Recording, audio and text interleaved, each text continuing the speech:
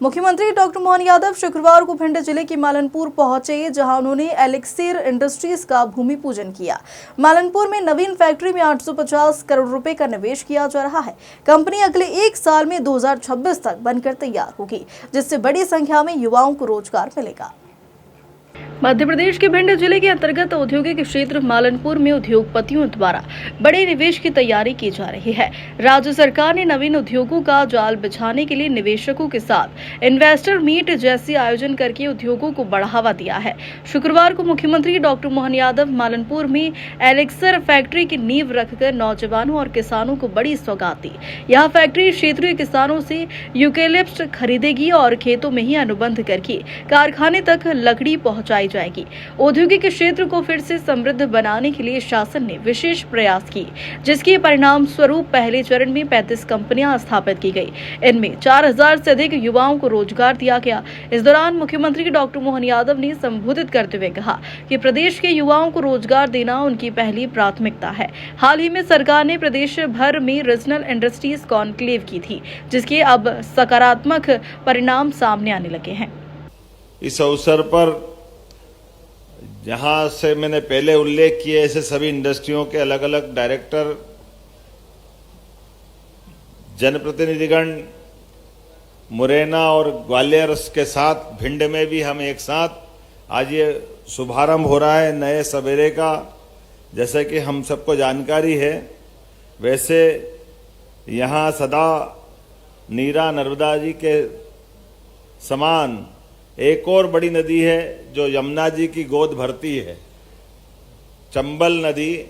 पूरे चंबल के बेल्ट में आज मुझे लग रहा है कि चंबल जो अपना प्रेम उमड़ कर आ रही है, चंबल की पहचान पहले अलग से रहती थी।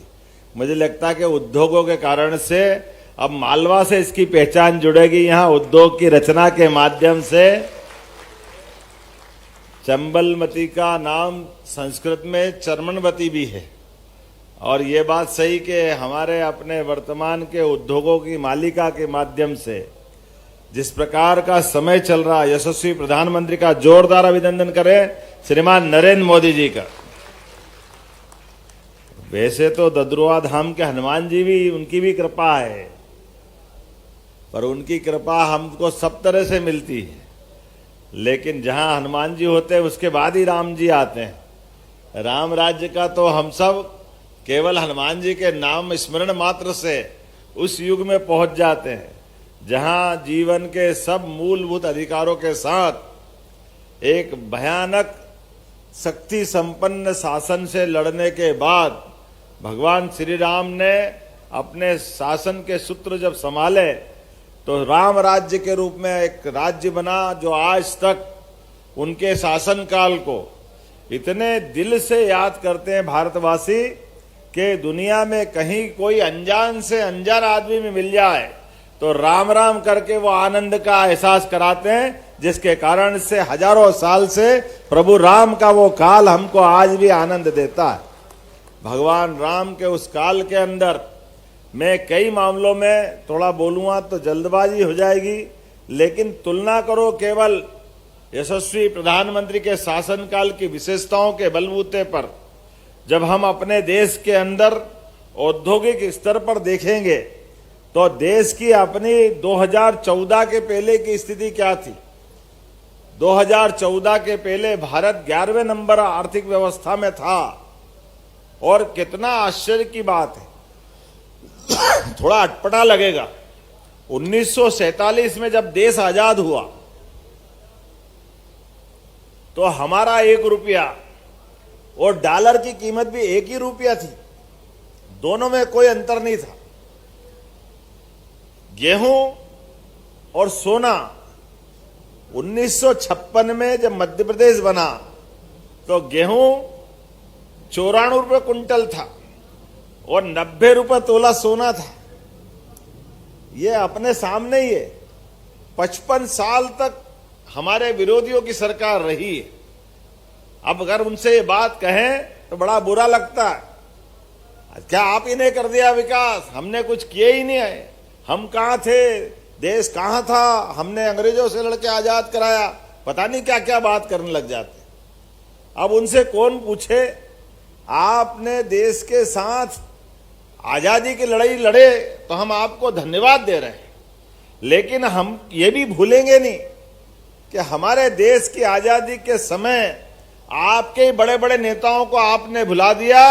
नेताजी सुभाष चंद्र बोस, सरदार वल्लभ भाई पटेल, इनके सबको हमने मान सम्मान देकर के यशस्वी प्रधानमंत्री ने पुनः प्रतिष्ठापित किया है। यह वर्तमान में मोदी जी की सोच।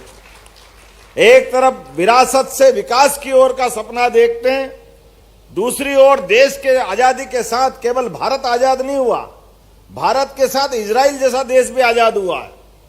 अब इजराइल देश की आबादी 1 करोड़ से भी कम है, लेकिन इजराइल आज हमारे सबके सामने आदर्श के रूप में देश की आजादी के लिए, देश के नागरिकों के लिए, अपने वतन के लिए इजराइल के लोगों ने जो आगे अपनी दिशा दौड़ाई, मुझे इस बात की प्रसन्नता है। आज उसी के बराबरी के भाव से यशस्वी प्रधानमंत्री नरेंद्र मोदी जी भाव रख करके आगे बढ़ा रहे हैं। यह हमारे लिए सौभाग्य की बात।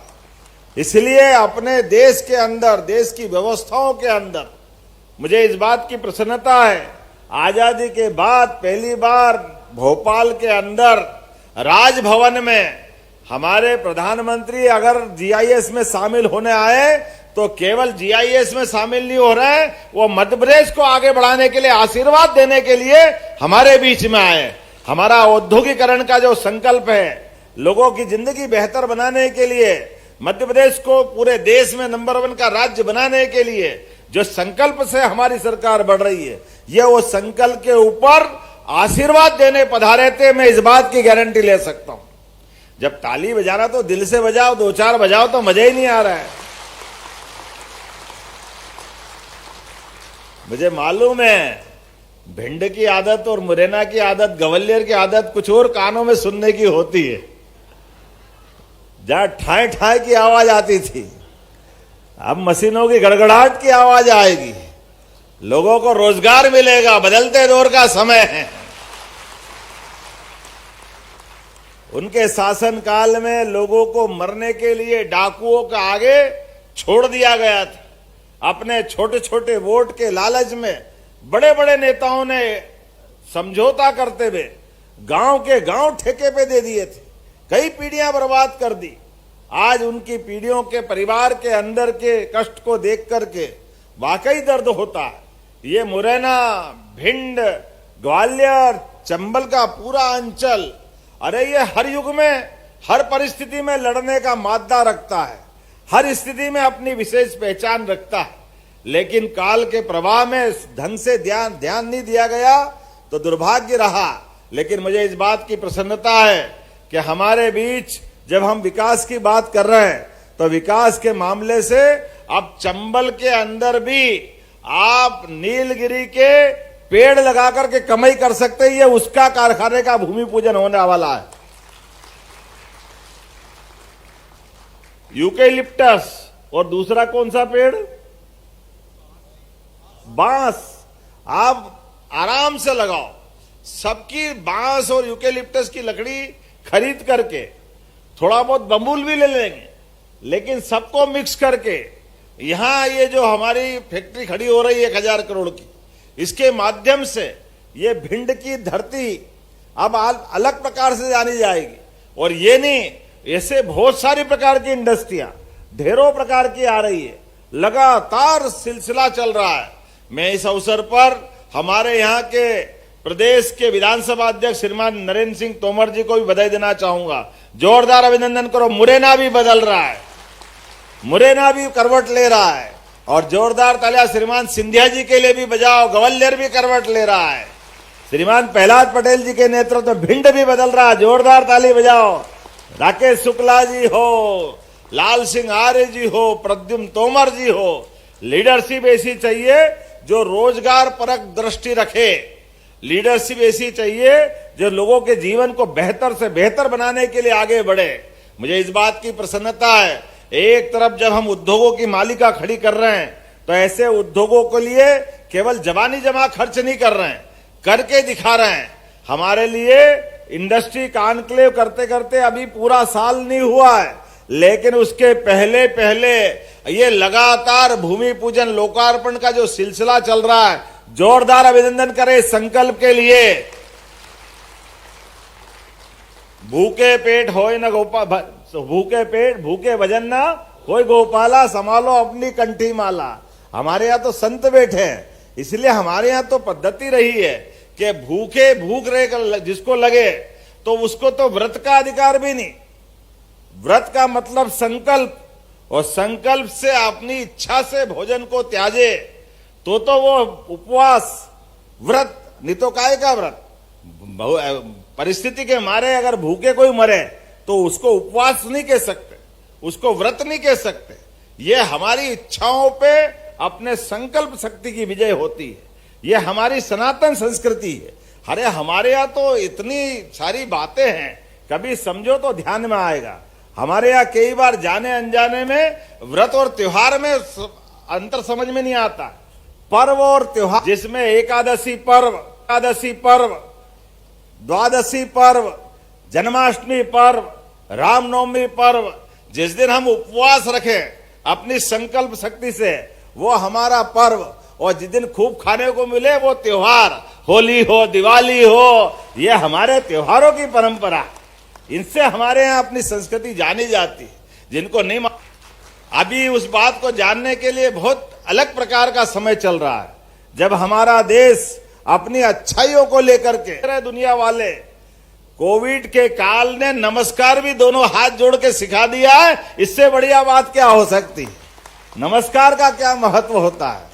हजारों साल पहले हमारे ऋषि मुनियों ने, आप भी सुरक्षित रहिए, हम भी सुरक्षित रहे, आप भी आनंद से रहिए, हम भी आनंद से रहे, लेकिन अपने अपने दायरे में रहिए। उस दायरे का मतलब हम भी आगे बढ़े, आप भी आगे बढ़ो। लेकिन आज के इस दौर में जब मैं मध्य प्रदेश की तरफ से बात कर रहा हूं, तो केवल औद्योगिकरण नहीं, यहाँ के किसानों की जिंदगी भी बेहतर बनाने के लिए पार्वती, कालीसिंध, चंबल, राजस्थान के साथ 20 साल से झगड़ा चल रहा था। वो कांग्रेस की सरकार में राजस्थान के माध्यम से मध्य प्रदेश सरकार परेशान, हाई कोर्ट, सुप्रीम कोर्ट, झगड़ा काहे का? केवल जल बंटवारे का। अरे परमात्मा की दया से नदियों का मायका है मध्य प्रदेश, हमारे आपके बहने से नहीं बहती, और हम तो और भाग्यशाली है। मां गंगा और जमुना तो हिमालय का ग्लेशियर पिघलता है तो जल हमारे सामने से मां गंगा और जमुना की धारा बनाता है।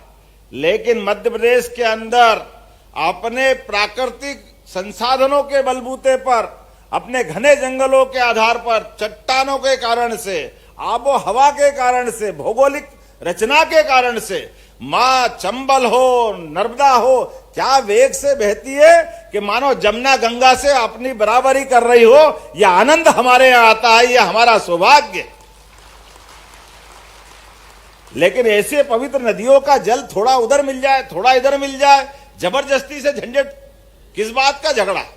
मुझे इस बात की प्रसन्नता, यशस्वी प्रधानमंत्री के नेतृत्व में नया इतिहास हम मध्य प्रदेश में बढ़ रहा है कि दो राज्यों के बीच झगड़ा नहीं होना चाहिए, मुकदमेबाजी नहीं चाहिए, आपस का समन्वय चाहिए, सौहार्द चाहिए, भाईचारा चाहिए। मुझे इस बात की प्रसन्नता है, हमारी दोनों सरकार राजस्थान और मध्य प्रदेश के साथ मिलकर के प्रधानमंत्री जी ने आशीर्वाद दिया और बड़ा प्रोजेक्ट खड़ा हो गया, जिसके माध्यम से पूरा चंबल, मालवा, इनके लगभग 13 जिलों में एक एक किसान के खेत पे पानी पहुंचा करके उनकी जिंदगी भी अच्छी बनाने का हमारे द्वारा ये संकल्प लिया है। मैं बधाई देना चाहूंगा प्रधानमंत्री जी के माध्यम से किसानों को, जिनके माध्यम से 70,000 करोड़ की योजना हमको मंजूर हुई, 1 लाख करोड़ की योजना केन बेतवा नदी जोड़ो अभियान, और अब आने वाले समय में महाराष्ट्र के साथ भी।